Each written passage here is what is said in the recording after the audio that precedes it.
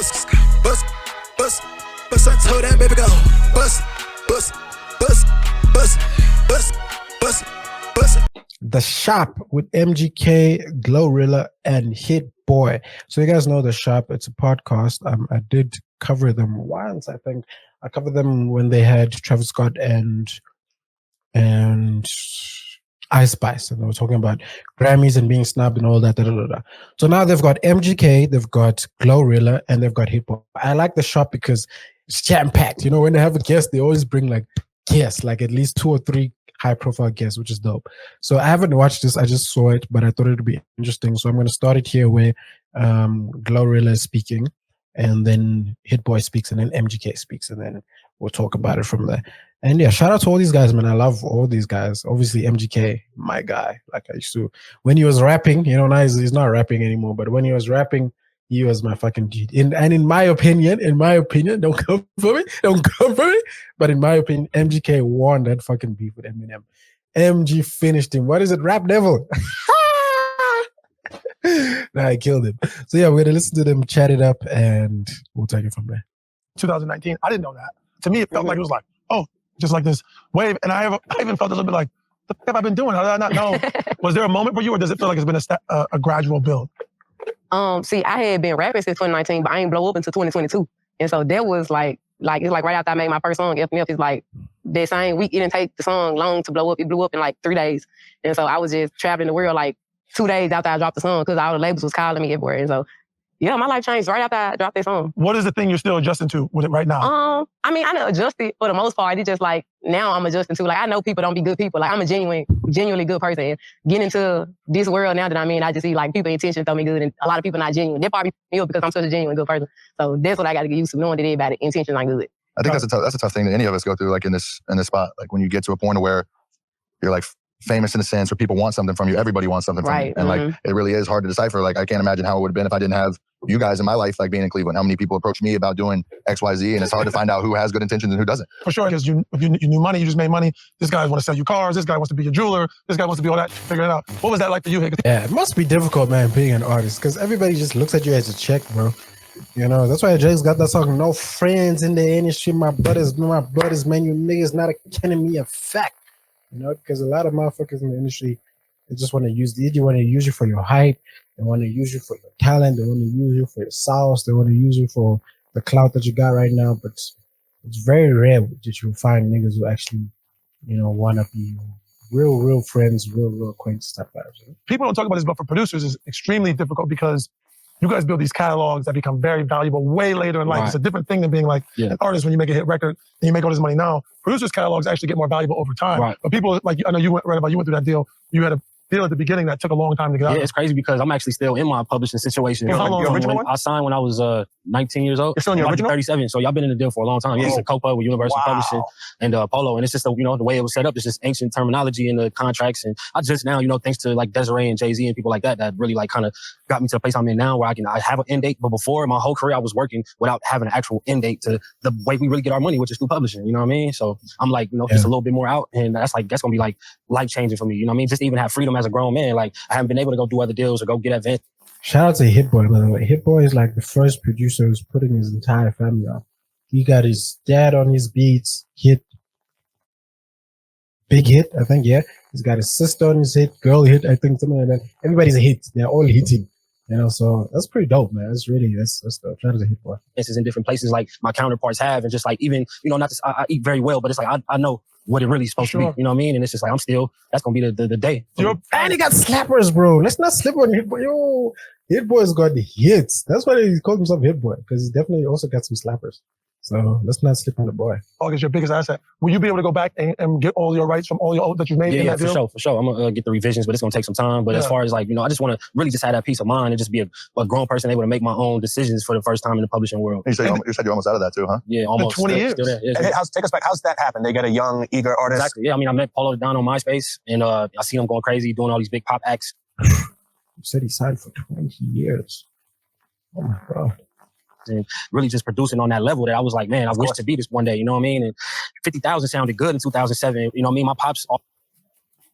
He signed for 20 years for 50 bands, bro. Jeez, that's heartbreaking. always been, in prison most of my life. My mom had me when she was 16. So like, I didn't have like that financial, I never really had to, I wanted, always had what I needed, you know what I mean? Something to eat, place to stay, but I like wanted more for myself. So, just like I took that opportunity and didn't have guidance, didn't have those figures around me to tell me like, nah, they got you locked in this for a long time. Like, I would have never signed for 50 bands back then if that was the case. That's crazy. When your first experience at 17. That's real, man. That's real. Signing, bro, that's heartbreaking. Think about it. And that's what these labels do. And sometimes it's not even a label. Sometimes it's just people, actually. It's people who start these labels that they're the ones who entrap you and they get you to join their company and their label, and then they fucking sign you for years and eternity. And it's like, it's crazy. There's a new thing that's coming out now. The new thing that's coming out is where in contracts, in record contracts and all that type of contracts, it's being implemented a clause where the record label can pretty much make AI music of you and still sell it, you know what I mean? And still make money from it. Like, how crazy is that, bro? It's like, they're not even going to need fucking artists anymore. Like, that's scary, man. There's a lot of that in the music business. I had the same thing. Like, Did you really? Yeah, like when I signed, I think when I was 20 maybe, and then kind of same deal. Like I trusted somebody. I spent most of my 20s, high or like on drugs and just kind of like and hungry. I never looked at my bank account once. You just wanted to work. I just wanted to work, and I mean mostly I was here for respect. Like I grew up a battle rapper, so that was, my hunger was not for money. It was for to win the battle. Yeah, of course. To be considered a great MC. 100%. So as I grew older, I started looking at my peers and I was like, all right, well, why do they have cars and houses? And like I'm still sharing rentals and all these things that weren't adding up with the amount of fame and records that I had sold. It was 50 million sold, 60 million, all these things. And I was like, I don't have anything that's mine. And, I ended up auditing myself and finding out all these millions of dollars were missing. And I found out some of it it's funny enough, some of it had went to start YBN. Wow. So like, that's why Corday and I are really close, because. Whoa, what? That's crazy. So MGK is saying that some of his label funds were meant for him were used to sign YBN. So YBN, what label is that? What is it? Interscope. What's he signed to Interscope? YBN. Just hold on there. Sorry. Or is it? What label is he talking about? Hold on. I just want to see what label is this. What's this label? Because I'm thinking it's Interscope. I know he was signed to Interscope because when he was beefing with fuck man, what's his name? Eminem. He spoke about Interscope. I can't seem to find it. MGK signed. Okay. Yeah, it must be Interscope because Bad Boy Records, that's DD. He was signed to DD. So it must be Interscope. Yeah, I think it must be Interscope. All right, sheesh. So anyway, so he was pretty much saying some of his label budget, his label money was used to sign and used to start up another whole group. Wow, you're crazy. Hey man, these labels got tricks. These labels have tricks.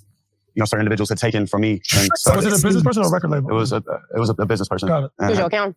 Nah, I actually don't want to put him on blast because respectfully, I'm kind of like, I forgive you, and moved on. And I moved on. Like, but to not see real money until you're 30 years old, and to spend 10 years kind of like in the abyss of, not having anything to claim as your own. And I guess I kind of grew up that way anyway. I was very nomadic. Like my dad was very depressed and he slept a lot in my life. And it was kind of like Charlie in the Chocolate Factory when the grandpa had slept in the bed for so long. But I shared a bed with him, in middle school. So a lot of his energy, even just physically, kind of just goes into you. It's not his fault. He was just depressed. That was something that, again, like my headphones became my best friend, and that was where the hunger came from. Money never really mattered, I guess. And so that was why when I started, getting it, I never really paid attention to it. And so it was very easy to just be like, oh, he's not even looking at it. Like, yeah, for sure. And honestly, I'm grateful because it did go to someone like, I love Corday, so I'm glad that I'm glad it went to his startup. That's a great perspective, man. That's amazing to have that perspective. Yeah, and Namir and all them, like that's cool. Like so some more kids got to experience. Yeah. And so you really look at it. Nah, shut up. That's really big of it. But fuck, man, that is fucked up. Jeez. It's Interscope. It's Interscope who did it because can't be Bad Boy because Bad Boys wasn't YBN wasn't out back then. So it has to be it's really got to be Interscope. That's fucked up, bro. That's so fucked up. But shout out to MGK, man. At least he saw the silver lining in it. Yeah, I'd be tight, but damn, imagine your own hardworking money, you're doing shows, you're recording, you're fucking doing features, you're doing touring, you're like trying to sell merch, you're doing interviews, promos, rollouts, you're doing all of this, and niggas just like taking your money, bro. Like, oh, that's why it's just so scary to be an artist. Man. That's why, like, you hope that some of our artists here back home in South Africa, they're not going to go through this thing. But you know that when they started, and not to put my boy in blast, but Blackie, my boy is my guy. And I remember he was tweeting, he was bragging about, being signed to Def Jam, not Africa, the real Def Jam, and like, we're happy for him, but it's just like, we just know how these labels be, man. And then the tricks, they always come every year, every cycle, every financial year, every decade. Niggas, these labels are coming with new tricks on how to fucking exploit artists, bro. It's like being an artist, being a musician, being a rapper, being a singer, being a songwriter, being a producer. If you have to work with these labels, just know that there's going to be such a dark side. You know what I mean? So, yeah. But anyway, cool. Shout out to MGK. Shout out to Glorilla. And shout out to Hitboy. This is dope. I'm going to definitely go finish it. You guys go finish it as well. Shout out to the shop for putting this together. All right, cool. Let's move on. Let's